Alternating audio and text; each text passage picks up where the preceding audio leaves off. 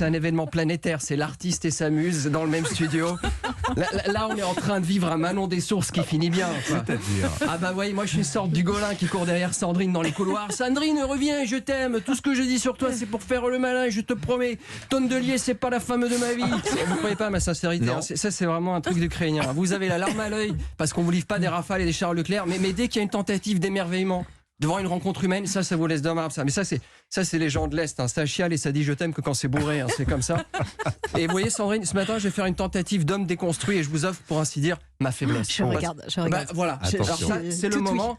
Quand je dis que vous êtes ma muse, vous savez, parfois, je me suis trouvé sans inspiration. Vraiment, j'avais pas envie de commenter l'actualité. Il y avait rien. Les grèves, bon, on a compris, quoi. Je veux dire, à moins de se remettre à faire des gosses comme des Versaillais à qui on fout la brioche au Viagra tous les dimanches, bon, ça va pas marcher, hein. Alors, tu vois, t'es pas inspiré, tu tournes en rond chez toi, et puis t'as une petite voix intérieure qui dit va voir le Twitter de Sandrine. Putain, et là, je suis tombé in love en direct. Je ne le fais que pour vous, Gaspard. J'avais l'impression d'être un archéologue anglais qui vient de découvrir la tombe de Toutankhamon, tu vois. Le barbecue viriliste, là, le droit à la paresse, mon homme est un jeu de Lego, enfin, c'est l'île au trésor, quoi. Ouais, Et en fait, quelque part, Sandrine Rousseau, c'est le droit à la paresse pour l'humoriste, parce que ça, c'est injuste. Exactement. Et ça, j'aimerais bien qu'on en parle. Voilà, c'est que quand on n'a rien à dire, tu dis Sandrine Rousseau. Exactement. C'est une Nadine Morano de gauche, en fait, tu vois, c'est pratique. Ça vous enlève des trimestres de retraite, ça, je vous jure. Tellement. Et le problème ensuite, c'est que les gens, ils en font trop et ça dérape en préjugés. Par exemple, un préjugé. Oui, Oui. bah, Mbappé, tout le monde, elle a dit n'importe quoi. Elle a réfléchi, c'est une économiste. Et l'inflation, les 200 millions d'Mbappé dans 50 ans. On va parler en anciens euros. Avec ces 200 millions, le mec il va s'acheter avec un croissant. Mais Sandrine, elle a 3 coups d'avance. C'est ça que vous pigez pas. Non, mais... Et puis il y a ce préjugé. Merci de le reconnaître. Oui. Voilà. Vous n'avez pas sorti cet argument. Merci. Me remerciez pas d'être là. Enfin bon. Et il y a ce préjugé débile sur lequel Sandrine Rousseau n'aimerait pas les hommes. Alors que c'est quand même elle qui a redonné envie aux gens de connaître les hommes. Ah bon? Pour que même Michel Sardou veuille savoir à quoi ressemble son mec. Quand un hétéro macho de base des années 60 commence à se passionner pour un mec qui sort avec une féministe, non mais on est où là? Qu'est-ce qui se passe? C'est quoi le titre du prochain album de Michel? Les saunas du Connemara? Le temps des backrooms? Non.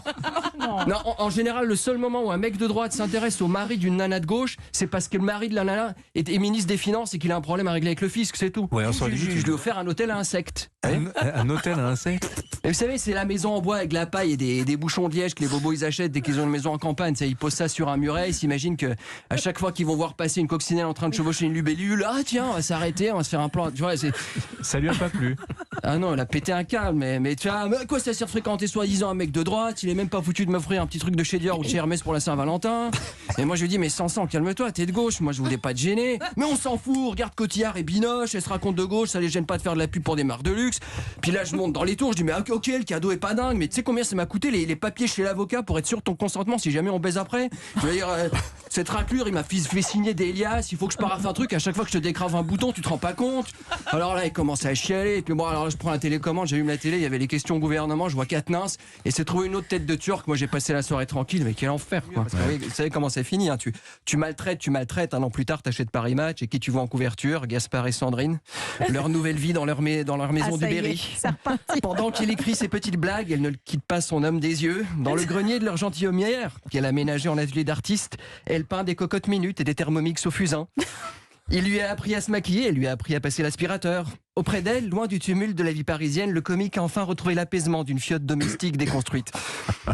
Oui, non mais je pense qu'elle et moi on va finir comme Berne et son mec, coupé de la quiche dans un service en porcelaine avec un teckel qui lèche la spatule à gâteau. Ah tiens, l'affaire Palmade, alors que c'est en train de saturer tout l'espace médiatique ça. Ouais, et on en parle très peu, mais vous avez remarqué, seraient-ils tous plombés pour être si discrets? Alors attention, je ne parle pas des humoristes de France Inter, ils n'ont pas les moyens de taper la chenouf.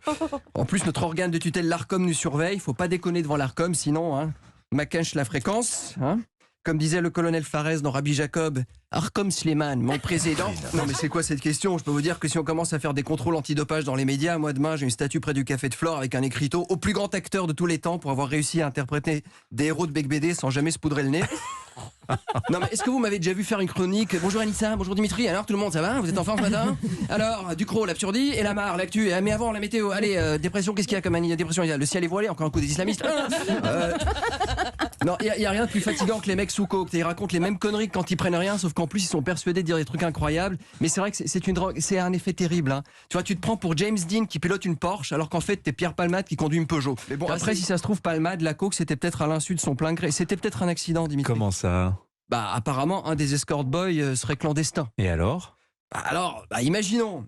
Pour peu que le gars venait d'atterrir avec 25 boulettes de cam dans les intestins, qu'il n'était pas encore allé aux toilettes et avait enchaîné direct avec la partie fine. Je peux continuer ou tout le monde a compris? Dire, pour peu qu'à un moment il soit trouvé à quatre pattes dans le salon en train de chercher ses lunettes de presbytie sous la table basse et que par inadvertance, là dans le salon, même le canari et le poisson rouge ils se mettent à danser la tectonique, vous voyez. Depuis un mois les gens ils pinaillent la retraite, mais combien que je cotise, mais alors ça, si je rajoute ici, mais alors là j'aurais pas droit à ça, mais alors vraiment parce que la charge patronale, les mecs ils se paluent sur des calculs comme s'ils allaient faire économiser 5 milliards d'impôts à total, tu vois. T'as envie de lui dire, mais putain, on parle de 1200 balles par mois, que t'en aies 1150 ou 1280, c'est pas avec ça que tu vas t'acheter une île dans les Caraïbes, tu vois. Ton téléphone, il dit, bon Manu, j'ai une réforme pour toi, là on va partir sur 2 ans, chut, tais-toi. T'inquiète, alors on fera quelques concessions à la con qui feront qu'au final, le truc va nous coûter plus cher que si on n'avait rien branlé, mais on s'en tape. L'essentiel, c'est que ça nous permette de nous financer au même taux que l'Allemagne sur les marchés. Alors que tu sais bien que niveau finances publiques, on est plus proche de l'Argentine que de la Suisse. Oui, je sais, ça va gueuler, mais Manu, on va se parler franchement. Entre faire le passager clandestin dans le coffre d'une Mercedes ou piloter une trottinette à qui il manque les 2 roues, je crois que la question, elle est vite répondue. Non, avec Guérini en termes d'audience, à moins que toutes les radios n'aient pris ce matin un hologramme d'Agnès Pannier-Runacher, on n'a jamais vu le best-of de la Patte Patrouille battre un match de la Ligue des Champions. Vous êtes dur. Non, ça c'était vers 6h30 ce matin. Vous nous disiez il a été soutien de DSK à la présidentielle en 2006. Cette présidentielle tragique où DSK s'est quand même lamentablement pris les pieds dans un rideau de douche avant de trébucher sur la femme de ménage qui était en train de passer l'aspirateur dans la salle de bain, au mépris de toutes les procédures de sécurité liées aux appareils électriques et à l'eau. Après un drame pareil, rejoindre une boîte de nettoyage où tu es en charge de l'expérience client, j'ai envie de dire que Guérini c'est un miraculé à la mode cyrulnik. Plutôt que de dire plus jamais qu'on me parle de femme de ménage, non, il dit je veux connaître le métier. Moi Guérini, je veux que plus jamais on empêche un mec de se présenter à une présidentielle à cause d'un savon qui a glissé trop loin. Franchement, des soldats pareils en Macronie, il n'y en a pas beaucoup. Mais bien sûr, Dussopt, il est pas con, il savait très bien que sa réforme, elle tenait pas la route. Dès qu'il est rentré dans l'arène, il avait déjà la goutte au front et il devait se dire, bon, si tout se passe bien, ça sera un bizutage un peu long, si ça dérape, on va vers un dépucelage façon gangbang, tu vois, comme pour tout être humain, il glisse un pied à l'Assemblée, il a un peu peur, alors il se retourne derrière, qui y voit? Elisabeth Borne, tu vois, c'est en gros la bienveillance du commissaire du peuple posté un flingue à la main derrière les lignes à Stalingrad, tu vois. Tu vois, quand ta figure pleine d'empathie, c'est Elisabeth Borne, je veux dire, quand tu chantes une berceuse à un gamin, tu prends pas la voix de Dark Vador, hein. Fais dodo, non. Alors, et tu sentais qu'à la fin, Olivier, il en pouvait plus, tout le temps au bord de l'implosion, tu sais, la tête gonflée, les boutons d'acné qui pétaient dans tous les sens. J'avais l'impression de voir un adolescent en pleine puberté ligoter à une chaise à qui on diffuse H24 des films de cul. Tu vois. Alors, je sais plus quel philosophe disait... Plus j'écoute Louis Boyard, plus j'aime Alexis Corbière. Tu vois, à côté du petit blond là qui vend des churros à l'Assemblée nationale, Corbière c'est un gentleman farmer. Tu vois, c'est le futur Julien Drey de LFI. Tu vois, bien vu. Tu vois, un jour on va le retrouver sur un plateau de CNews et dira il faut pas abandonner le problème de l'insécurité aux socialistes. Tu vois. Et ça c'est dur. En plus c'est dur de pas le trouver sympa. Ah bon, et pourquoi? C'est un fidèle de Mélenchon, franchement. Pour une fois qu'un mec de gauche défend la première fortune de France. Mélenchon, première fortune de France. En termes relatifs, c'est évident parce qu'il paraît que pour arriver à la fortune de 200 milliards, vous voyez, Arnaud a dû mettre une mise de départ de 15 millions. Alors que Mélenchon, il est arrivé à 1,2 million avec 0. Les actualités de la France du bon sens.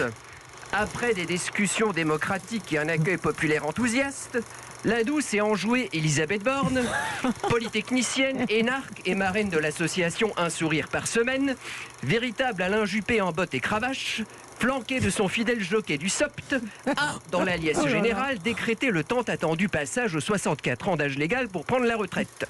Cette réforme, porteuse d'un courage et d'une justice sociale jusque-là inégalée, non contente de rééquilibrer de manière définitive les comptes publics, permettra également l'anéantissement total du chômage des seniors, une hausse des petites retraites de 500%, une baisse massive de l'insécurité, la pousse spontanée de centrales nucléaires, la découverte de gisements de pétrole et de gaz naturel dans le Cantal, l'arrêt du réchauffement climatique, ainsi qu'une mue définitive de la voix d'Olivier Dussopt, qui enfin lui ouvrira les portes de l'examen du permis de conduire. Je suis amoureux, quoi. Je me sens pas d'attaque pour parler du compteur Linky, là. Non, mais Dimitri, Anissa, on s'est textoté toute la nuit. Ah bon ouais, putain, c'est délicat. C'est délicat parce que là, il fallait la rassurer. D'abord, j'ai commencé soft. J'ai envoyé des photomontages de Bardella dans une boîte à compost, tu vois, et Éric Zemmour dans un train d'atterrissage direction la Kabylie. Puis comme je vois qu'elle mettait des petits cœurs et des likes, tu vois, je monte en confiance. Je lui ai envoyé la vidéo d'un torero qui se faisait arracher le calbut par un taureau. Et là, elle me répond, ça m'exciterait presque. Là, j'ai senti que je pouvais lâcher les trottinettes. Non, mais vous n'allez pas tomber là-dedans. Mais c'est parti en vrai, Dimitri. On s'est envoyé toute la panoplie des trucs cochons écolo, des courgettes, des aubergines, du tofu. C'était panier Naturalia, du sexto zadiste, quoi. À un moment, j'ai reçu un emoji toilette sèche. J'ai dit calme-toi, Sandrine, calme-toi. Tu vois, à un moment, Sansan, elle me dit mais comment on va faire, Gaspard, par rapport à ce milieu médiatique tellement intolérant et tellement sectaire. Et j'ai dit Sandrine, j'ai l'habitude, je suis un persécuté moi aussi. Mais il faut qu'on sorte de ce schéma patriarcal qui condamne les amours impossibles. Tu sais, Sandrine, on n'est pas obligé de payer pour le manque de courage de Roméo et Juliette. Non, mais grâce à la CFE-CGC, on a obtenu le congé paternité. C'est vrai ou c'est pas vrai ? C'est vrai. C'est vrai. Eh ben voilà. Et bon, en même temps, si c'était pas vrai, j'aurais dit pour la chronique, c'est bon quand même. Et tu vois, avant, j'allais draguer dans les jardins publics en promenant ton chien. Maintenant, c'est en portant un gosse. Tu sais, c'est le gamin emmitouflé façon Quechua sur les pecs, là. Tu vois. Alors, c'est toujours une horreur quand tu vois le mec en train de porter un gosse comme ça. T'as envie de lui dire, mais fais-toi greffer des seins tant que t'y es, connard. Enfin bon. Tu vois, et moi je fais pas ça, moi je le carre dans la poussette, le mioche, tu vois, biberon de lait, 3 Lexomil, toutes les nanas qui rappliquent. Oh, comme il est sage. Et moi je réponds, c'est parce que je suis quelqu'un de rassurant. Et ce matin on craignait le pire, mais non. Et oui, effectivement, parce que Nicolas Meyer-Rossignol cumule sur son CV École normale, Stanford, les mines. Ouais. Bon parcours, hein. Tout ça pour faire quoi ? Premier secrétaire du PS. Putain, mais Évidemment. qui a mis le coup de volant, Nicolas ? Je veux dire, avec ça, logiquement, tu finis start-upper dans la tech. Là, moi, je suis effondré. Moi, j'ai l'impression qu'on reçoit le Elon Musk de l'inutile. Tu vois, le Mark Zuckerberg qui est parti en couille. Il faut le sauver, ce gars-là. Normal, le PS, c'est une belle marque. Hein. Ça a été homérique. Hein. On dirait Pinot et Arnaud qui se battent pour un food truck installé sur le parvis de la Défense. Tu vois, mais ça, c'est la puissance de la marque PS. Tu vois, c'est le Félix Potin des partis politiques. Tout le monde s'en fout, plus personne sait ce que c'est. Mais si tu mets Séguéla sur le coup, il est encore capable de transformer le truc en salon UV haut de gamme. Hein. Mais je pense que c'est une leçon pour la droite. Ah bon, comment ça, une leçon pour parce la droite ? Parce qu'à droite, ils se réclament du conservatisme. Ils sont pas foutus de garder un nom de parti plus de 5 ans. Oui. Hein, UMP-UDF, ça fait quoi ça ? Personne ne sait ce que c'est, alors que le PS, immédiatement, tu visualises, tu vois, un hangar délabré avec des machines en panne et le slip de DSK qui bourre les imprimantes. Bonsoir à tous, on commence à savoir un peu plus sur l'accident de voiture de l'humoriste meurtrier, sadique itinérant, revendeur de vaccins ARN messager périmé, Pierre Palmade. Toxicomanie, orgie sexuelle, conduite en état de défonce, trafic de pangolin, implication dans la mort d'Elvis, écriture de chansons pour Joule. Mais qui était vraiment Pierre Palmade ? Nous allons en parler pendant 1 heure, enfin la matinée, bref, la journée, Inch'Allah, pendant 3 mois, avec nos experts. Jean-Michel, ancien cocaïnomane, reconverti en loueur pédalo au bassin de la Villette. Bernard Dupont, moniteur d'auto-école, spécialisé dans la conduite bourrée en ligne droite. Et enfin, le sexologue, addictologue, proctologue, vidéaste et président de l'association Pourquoi on nous cache que la Terre est plate, Carl Zéro. Laurent Berger, quoi, la merguez dans un gant de velours. Le Philippe Martinez sous Prozac. Moi, chaque fois que je vois Laurent Berger, mais j'ai l'impression de voir François Bayrou qui se déguise pour le carnaval de Rio, tu vois. Berger, tu vois qu'il est pas à l'aise quand il tient une banderole dans une manif, ça crève les yeux, tu vois. Tu vois bien qu'il regarde sur les lèvres des autres pour savoir ce qu'il faut chanter, tu vois. Et là, et si d'un coup les mecs à côté ils se taisent, on l'entendrait hurler 1, 2, 3. Ah non, pardon, il est vraiment. Ah, c'est pas ça non plus. Enfin, au lieu de taper la discute avec des Manuel Bompard et des Ciotti, on recevrait du Brad Pitt, de la Margot Robbie. Hein, dehors du studio, il y a Calfon, Bocoté, il se mettrait sur la gueule pour savoir c'est qui la accompagne au Ritz, tu vois. Et dans les couloirs, on l'entendrait Sonia dire au téléphone: No, Mr. Biden, you better stop before. I have no créneau before month of June. Stop now. Très bien. Hein?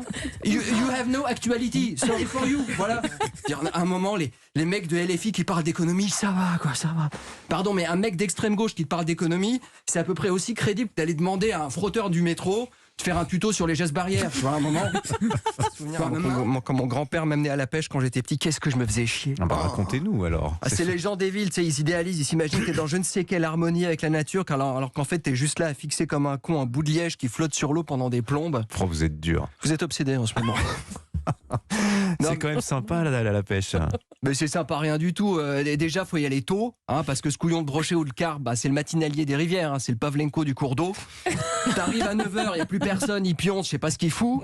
Et puis quand je dis tôt, il faut prévoir un petit créneau en amont pour aller à la chasse aux vers de terre. Ah bon, également. Ah bah oui, parce que ces poissons-là, tu peux pas t'arrêter dans une station-service sur la route pour acheter des oursons guimauves et les accrocher au hameçon. Ah bah non, c'est trop simple.